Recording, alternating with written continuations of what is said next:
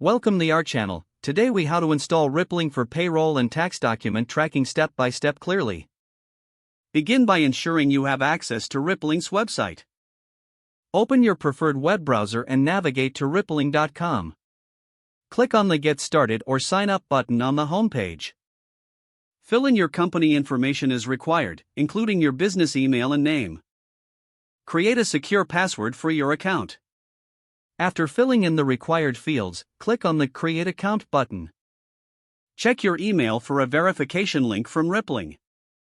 Open the email and click on the verification link to confirm your account. Once verified, log into your Rippling account using your new credentials. On the dashboard, locate the Payroll section in the left-hand menu. Click on Payroll to access the payroll setup options. Follow the prompts to enter your company's payroll information. Include details such as your pay schedule and employee classification. Add information for each employee by clicking on the Add Employee button. Input the necessary details for your employees, including SSN, address, and compensation details. Once all employee information is entered, review the payroll configurations thoroughly. Proceed to the Tax Documents section from the dashboard.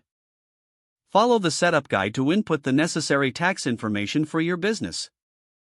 Provide your employer identification number, or EIN, along with state and local tax details. Ensure all tax settings are accurate to avoid any future issues.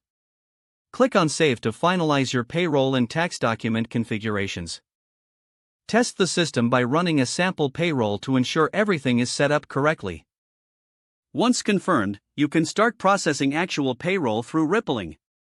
Monitor ongoing payroll operations through the dashboard regularly.